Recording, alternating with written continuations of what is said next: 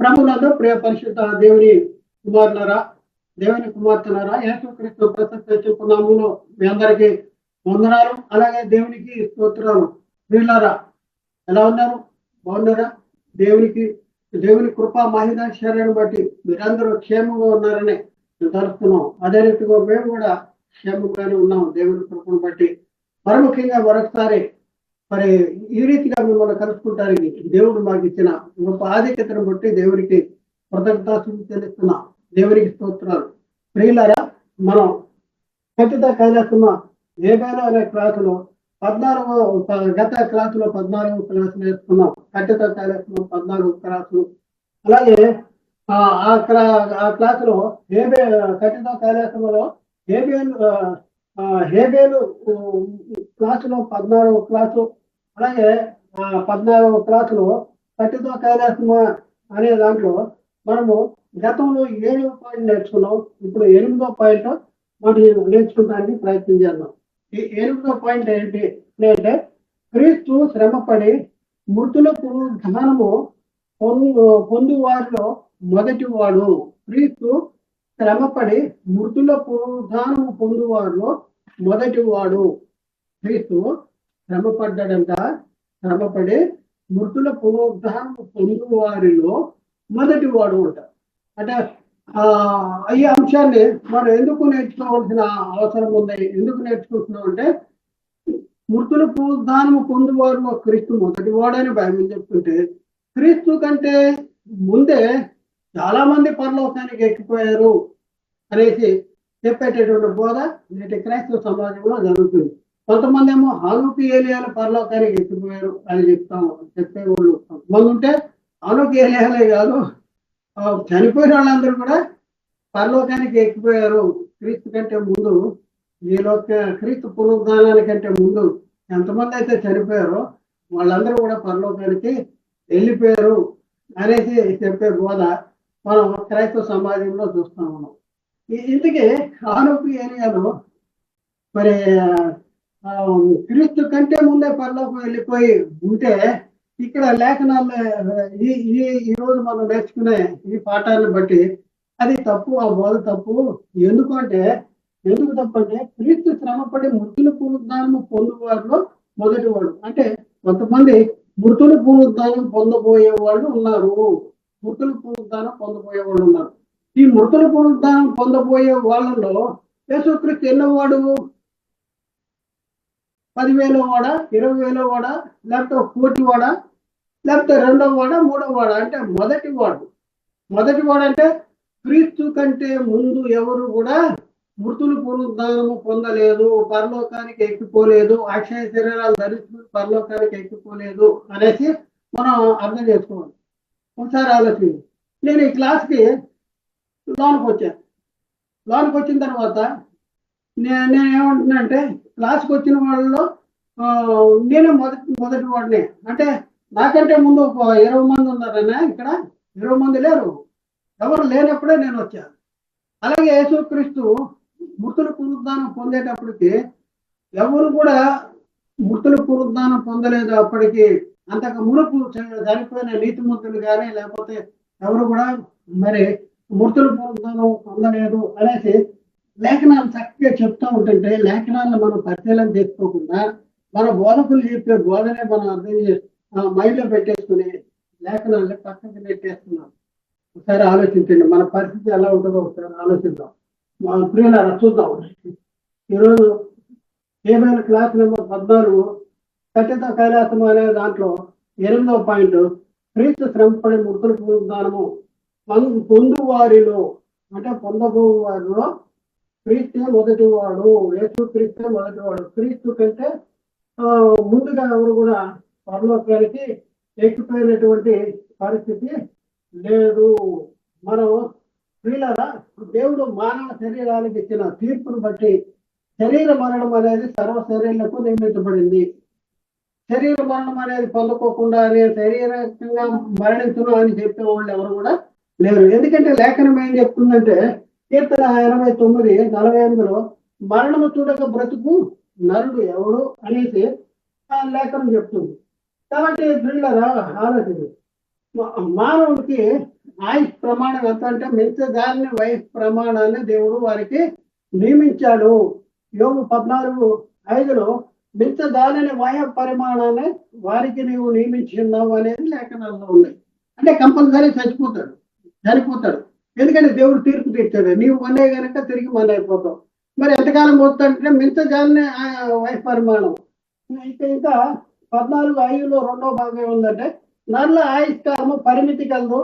వారి నెలల సంఖ్య నీకు తెలిసే ఉన్నది. నరుల ఆయుష్కాలానికి పరిమితి ఉందంట, పరిమితి. ఆ తర్వాత కీర్తన 90:10లో మా ఆయుష్కాలం 70 సంవత్సరాలు, అధిక బలమున్న 80 సంవత్సరాలు అనేసి ఆ పరిమితి ఏంటో చెప్తా ఉన్నాడు. అలాగే కీర్తన 89:48లో మరణము చూడక బ్రతుకున్నారు దేవుడు, కాబట్టి అందరూ కనుక పుట్టిన ప్రతి వాడు కూడా గిట్టక మానని మనము గ్రహించుతుంది కదా, ఇంతకు తెలుసుకున్నాం. ఇలా చనిపోయిన నీతిమంతుల్లో నుండి మొట్టమొదట పునరుద్ధానము పొందిన వాళ్ళు ఎవరు, ఇది మనం తెలుసుకోవాల్సిన అవసరం. చనిపోయిన నీతిమంతుల నుంచి మొట్టమొదట పునరుద్ధానం పొందింది ఎవరు మొట్టమొదటి తిరిగి లేచాడు? మరి అసత్య బోధకుల లెక్క ప్రకారం అయితే హానోకు ఏలియా అయి ఉండాలి. అసత్య బోధ లెక్క ప్రకారము మృతుల పునరుద్ధానము పొందు వారిలో హానోకే మొదటి వాడు అవుతాడు కానీ క్రీస్తు కాడు. మరి మనం చెప్తున్నట్టుగా క్రీస్తు కంటే ముందుగానే హానోకు ఏలియాలు పరలోకి వెళ్ళిపోయాడంటే వాళ్ళ బోధ ప్రకారం హానోకు ఏలియాలే మృతుల పునరుద్ధానం పొందు వారిలో మొదటి వాళ్ళు అవుతాడు. యేసుక్రీస్తు మొదటి వాడు కాదు. లేఖనాలు ఏం చెప్తున్నాయి? మృతుల పునరుద్ధానం పొందబో వారిలో ప్రథమ ఫలముగా క్రీస్తు మృతుల్లో ఉండి లేపబడి ఉన్నాడు అనేసి లేఖనాలు చెప్తున్నాయి. లేఖనం చదువుతాడు ఇంకా మనం చూస్తే, కానీ బైబిల్ ఏం చెప్తుంది? బైబిల్ మృతుల పునరుద్ధానము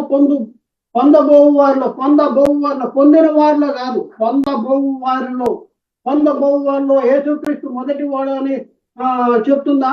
లేక హానోకు మొదటి వాడు అని చెప్తుందా? ఎవరు మొదటి వారు? మృతుల పునరుద్ధానము పొందబోవు వారిలో ఎవరు మొదటి వారు? యేసుక్రీస్తు హానోక? బైబిల్ ఏం చెప్తుంది? యేసుక్రీస్తు కంటే ముందుగానే హానోకు గాని ఏలియా గాని మృతుల పునరుద్ధానం పొంది ఉంటే వారిలో ఒకరు మృతుల పునరుద్ధానం పొందబోవు వారిలో మొదటి వాడు అయి ఉండేవాడు. అవును, నిజమే కదా. వాళ్ళ క్రీస్తు కంటే ముందే వాళ్ళు పరలోకానికి వెళ్ళిపోతే అది తప్పనిసరిగా మృతుల పునరుద్ధానం పొంది ఉండాలి, అక్షయాలుగా మార్చబడి ఉండాలి. ఎందుకంటే పరలోకానికి వెళ్ళాలంటే క్షయిత అక్షయతను స్వతంత్రించుకునదు. ప్రకృతి సంబంధమైన శరీరం అక్షయ లోకానికి వెళ్ళదు. ఇది మార్పు చెందాలి. మార్పు చెందకోకుండా పరలోకం మార్పు చెందాలంటే ఎప్పుడు చెందుతారు? మృతుల పునరుద్ధానంలో మార్పు చెందుతారు. మరి అలాంటి పరిస్థితుల్లో మరి హానోకు ఏలియాలు ముందే పరలోకి వెళ్ళిపోయారంటే మృతుల పునరుద్ధానంలో మొదటి వాడు ఎవరు అవుతారు? హానోకు అవుతాడు. యేసుక్రీస్తు అవుతాడంటే వాళ్ళ లెక్క ప్రకారం యేసుక్రీస్తు ఆవుడు అంటే సాతాను బోధ మార్చేశాడు, మనసులను చెరిపేశాడు, మన నమ్మకాన్ని చెరిపేశాడు. అందరూ మృతుల పునరుద్ధానం పొందేశారు అని బైబిల్ చెప్తున్నట్లా, లేకపోతే మృతుల పునరుద్ధానం పొందే వాళ్ళు కొంతమంది ఉన్నారని బైబిల్ చెప్తుందంటే మృతుల పునరుద్ధానం పొందే వాళ్ళు ఉన్నారు. అందరూ మృతుల పునరుద్ధానం పొందేశారు, వెళ్ళిపోతున్నారు. చనిపోగానే పరలోకి వెళ్ళిపోతున్నారు. క్రీస్తు కంటే ముందు చనిపోయిన నీతిమంతులు పరలోకానికి ఎక్కిపోయారు అని చెప్పే బోధ సత్యం కాదు. ఇంకా చూద్దాం. మృతుల పునరుద్ధానము పొందబోవు వారిలో మొదటి వాడు ఎవరని మనం పరిశీలన చేస్తే యేసుక్రీస్తే అని బైబిల్ చెప్తుంది. మృతుల పునరుద్ధానం పొందబోవు వారిలో మొదటి వాడు ఎవరంటే యేసుక్రీస్తు అని చెప్తుంది. అంటే క్రీస్తు కంటే ముందు పరలోకానికి వెళ్ళిపోయిన వాళ్ళు ఎవరైనా ఉన్నారంటే లేరు. ఎందుకంటే మృతుల పునరుద్ధానం పొందితేనే పరలోకానికి వెళ్ళే అవకాశం ఉంది. కాబట్టి ఆలోచించాను. ఇప్పుడు లేఖనాన్ని మనం చూద్దాం. ఈ లేఖనాన్ని ఎక్కడ రాయబడి ఉంది, ఏంటి, ఎవరు చెప్పారు ఆ మాట మనం చూద్దాం. అపోస్తలుడైన పౌలు గారు చెప్తా ఉన్నారు. అపోస్తలుల కార్యం 26వ అధ్యాయము 22వ వచనంలో రీతిగా రాయబడింది. ఆయనను నేను దేవుని వలన సహాయము పొంది నేటి వరకు నిలిచి ఉంటిని. క్రీస్తు శ్రమపడి మృతుల పునరుద్ధానము పొందు వారిలో, ఇది చాలా జాగ్రత్తగా, మృతుల పునరుద్ధానము పొందువారిలో పొందువారిలో పొందువారిలో, పొందిన వారిలో కాదు, పొందువారిలో మొదటివాడు యేసుక్రీస్తు మృతుల పునరుద్ధానం పొంది పరలోకానికి వెళ్ళిన వారిలో మొదటివాడు. కాబట్టి కాబట్టి ప్రియులారా, మరి క్రీస్తు మృతుల పునరుద్ధానం పొంది వారిలో మొదటివాడు అంటే క్రీస్తు కంటే ముందు ఎవరన్నా పరలోకానికి వెళ్ళిపోయిన దాఖలాలు ఉన్నాయంటే ఎలాంటి పరిస్థితుల్లో లేవు. మృతుల పునరుద్ధానము పొందిన వారిలో కాదు, మృతుల పునరుద్ధానము పొందబోవు వారిలో, ఆ పొందబోవు వారిలో క్రీస్తు మొదటివాడు. అంటే క్రీస్తు కంటే ముందుగా ఎవరు మృతుల పునరుద్ధానం పొందలేదు అనేసి పరిశుద్ధాత్మ ప్రేరణ ద్వారా అపోస్తలుడైన పౌలు గారు చెప్తున్నారు. కాబట్టి ఆలోచించండి, క్రీస్తు కంటే ముందుగా అక్షయ శరీరాలు ధరించుకుని కానీ క్షయమైన శరీరాలతో కానీ పరలోకానికి వెళ్ళిన వారు ఎవరు లేరు. కనుక హానోకు ఏలియాలు పరలోకానికి వెళ్ళలేదు అని మనకు అర్థమవుతున్నది, చాలా బాగా అర్థమవుతుంది. ఒకసారి ఆలోచించండి. అలాగైతే హానోకు ఏలియాలు పరలోకానికి వెళ్ళిపోయారని చెప్తున్నారంటే అసలు వీళ్ళు బైబిల్ని చదువుతున్నారా? వీళ్ళు చెప్పే బైబిల్ని చదివే చెప్తున్నారా? బైబిల్లో ఉన్న సత్యాన్ని చెప్తున్నారా? బైబిల్ చదివి చెప్తున్నారంటే బైబిల్ చదివి చెప్పరు. కంటితో కైలాసమా బుక్ ఉందండి అంటున్నాడు, 1000 ప్రసంగాల పుస్తకాలు ఉన్నాయండి అంటున్నాడు. బైబిల్ చదవటానికి టైం లేదండి. ప్రతిరోజు ఏదో ప్రోగ్రాం, ఎవరింట్లో ఒక ఇంట్లో ఏదో ప్రోగ్రాం ఉంటుంది. మాకు బైబిల్ చదవటానికి టైం లేదు, బోధకులకి బైబిల్ చదవటానికి టైం లేదు. ఒకవేళ చదివినా కూడా అర్థం కావట్లేదు. ఎందుకంటే బైబిల్ని ఎప్పుడు చదవాలి, బాగా చదవాలి. ఆత్మ సంబంధమైన సంగతులతో సరిచూసుకోవాలి. అలా సరిచూసుకోవాలంటే మన మైండ్, మన దృష్టి దాని మీద ఉండదండి. దాని మీద ఉండదు. దేని మీద ఉంటుంది? కడుపు నింపటం మీద ఉంటుంది. ఒకసారి ఆలోచించండి. క్రీస్తు కంటే ముందుగా చనిపోకుండా కానీ మట్టి శరీరాలతో కానీ అక్షయ శరీరాలతో కానీ పరలోకానికి వెళ్ళిపోయే దాఖలాలు ఉన్నాయా అంటే లేదు, అది జరగని పని అని బైబిల్ చెప్తుంది. ఒకసారి ఆలోచించండి. బైబిల్ని నమ్మే వాళ్ళు మాత్రమే ఈ సత్యాన్ని అంగీకరించగలరు. బైబిల్ని నమ్మే వాళ్ళు మాత్రమే సత్యానికి లోపడగలరు. చూడండి, బైబిల్లో ఎన్నో వచనాలు మీకు చూపించుకుంటా మరి మన మన ప్రియులు అబద్ధ బోధకులు చెప్పిన బోధ అసత్యము అనేసి నిరూపిస్తున్నాం. చూద్దాం. మనకోవచ్చు అపోస్తలుడైన పౌలు కొరింథీయులకు రాసినటువంటి మొదటి పత్రికలో 15వ అధ్యాయంలో మనం చూసుకుంటే 20వ వచనంలో చూద్దాం. ఇప్పుడైతే నిద్రించిన వారిలో ప్రథమ ఫలముగా క్రీస్తు మృతుల్లోండి లేపబడి ఉన్నాడు. మరి క్రీస్తు కంటే ముందుగా హానోకు ఏలియాలు మృతుల్లోండి లేపబడ్డారా? లేకపోతే యేసుక్రీస్తు ప్రథమ ఫలం అయి ఉన్నాడు. ఎవరన్నా వచ్చేసి ఏమన్నా ఇదిగోండి కోడి గుడ్డండి, ఇది మొట్టమొదటి గుడ్డండి అని చెప్పి కాగిస్తాడు. ప్రథమ గుడ్డ అంటాడు. అలాగే కొంతమంది చేలోంచి కొన్ని వాళ్ళ పండిని తీసుకొచ్చి మా చేలో పండిన ప్రథమ ఫలం ఉండేది ఇస్తారు. అంటే వాళ్ళు సగం తినేసిన తర్వాత ఆఖరిలో ఉన్నది తీసుకొచ్చినట్టే అంటే కాదు. ప్రథమ ఫలముగా క్రీస్తు మృతుల్లోనే లేపబడి ఉన్నాడు అనంటే మరి హానోకు యేసుక్రీస్తు కంటే ముందుగానే హానోకు ఏలియాలు మరి మృతుల పునరుద్ధానం చెందారా అంటే మనవాళ్ళే ఉంటారు. అది మనవాళ్ళు కాకెత్తే మనకి చెప్తారు. లేదంటే అది చనిపోలేదంటే దేవుడు చెప్పిన మాట తప్పైపోతుంది. ఎందుకంటే నువ్వు మన్నే కనుక తిరిగి మన్నే అయిపోతావు. అలాగే పరిశుద్ధాత్మను కూడా ఏంటంటే రక్త మాంసములు దేవుని రాజ్యమును స్వాతంత్రించుకున్నారు.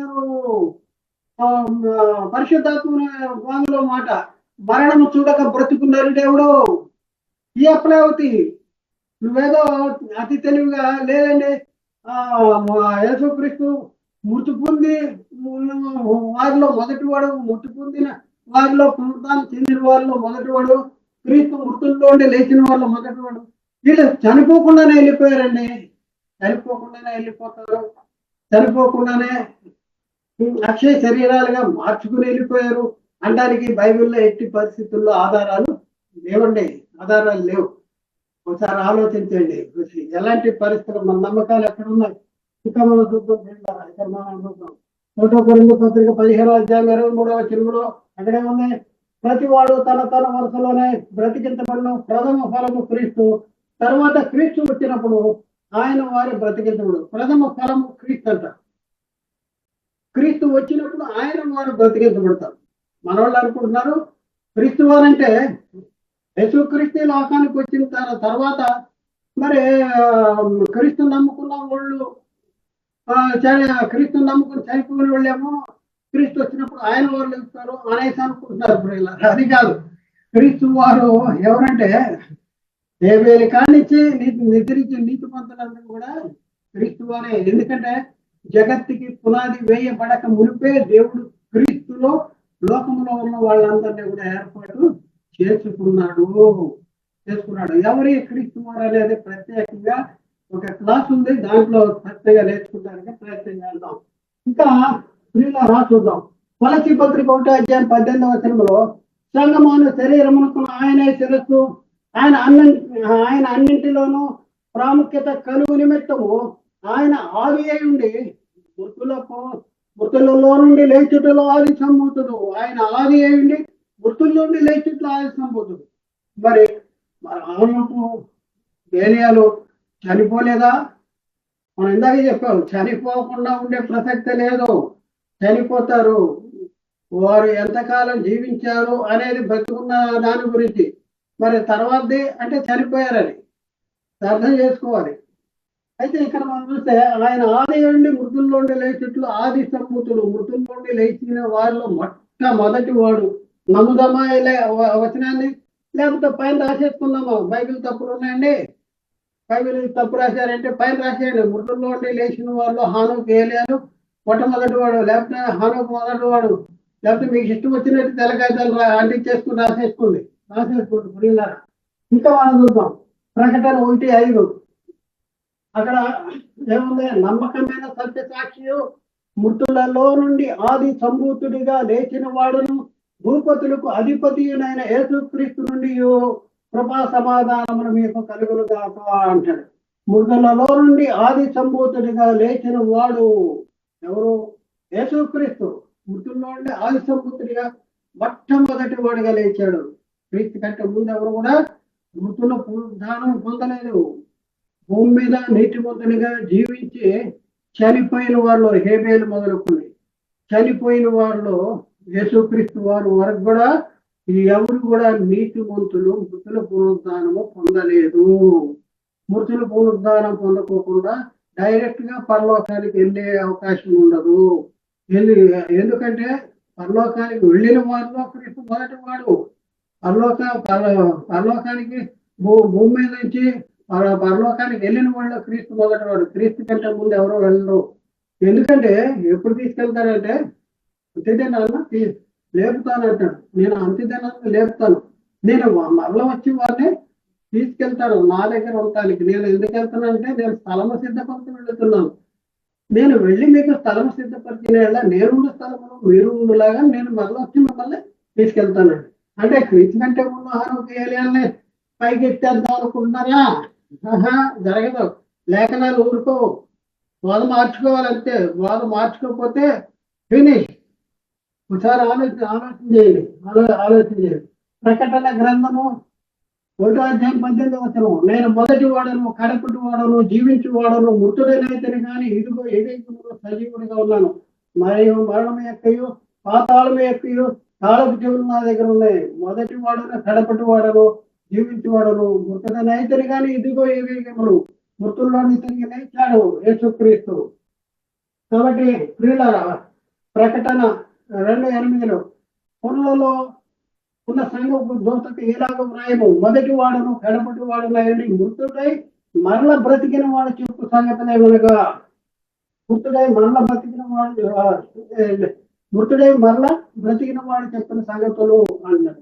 అలాగే ఎబ్రీ పత్రికలో ఒకటో అధ్యాయం 6వ వచనంలో ఆది సంభూతిని అంటాడు ఇక్కడ. మరియు ఆయన భూలోకమునకు ఆది సంభూతిని మళ్ళా రప్పించినప్పుడు అనేసి ఇక్కడ రాయబడి ఉంది. కాబట్టి ప్రియులారా ఒకసారి ఆలోచించి మృతుల పునరుద్ధానము పొందబోవు వాడులో యేసుక్రీస్తే మొట్టమొదటి వాడు. ఎందుకు అంటే క్రీస్తు కంటే ముందు ఎవరు కూడా పరలోకం ఎక్కిపోలేదు. క్రీస్తు ఈ లోకానికి వచ్చి మృతుల పునరుద్ధానం పొంది పరలోకానికి ఎక్కిపోయేంత వరకు కూడా ఎవరు కూడా పరలోకానికి ఎక్కిపోయే దాఖలాలు లేవు. కాబట్టి మృతుల పునరుద్ధానం పొందబోవు వారిలో యేసుక్రీస్తే మొట్టమొదటి వాడు. ఇందాక మనం చదివాం. మరియు పరలోకము నుండి దిగి వచ్చిన వాడే అనగా పరలోకములో ఉన్న మనిషి కుమారుడే తప్ప పరలోకానికి ఎక్కిపోయిన వాడు ఎవరు కూడా లేదు. ఎవరు రాలేదా అక్కడికి, నేను వచ్చేంత వరకు అని చెప్తుంటే మనల్ని పైకెత్తిచ్చేస్తున్నారు. ఒక్కొక్కటి పైకెత్తిచ్చేస్తున్నారు. ఇంకా మనం చూద్దాం. ప్రియులారా, పై వచనములను బట్టి యేసుక్రీస్తు మృతులలో నుండి ప్రథమ ఫలముగా లేపబడి ఉన్నాడని తెలుసుకొనుతున్నాము కదా. గనక క్రీస్తు కంటే ముందుగా ఆనోకు ఏలియాను మృతుల పునరుద్ధానం పొందలేదు, పరలోకానికి ఎక్కిపోలేదు అని మనకు చాలా చాలా చాలా స్పష్టంగా అర్థమవుతుంది.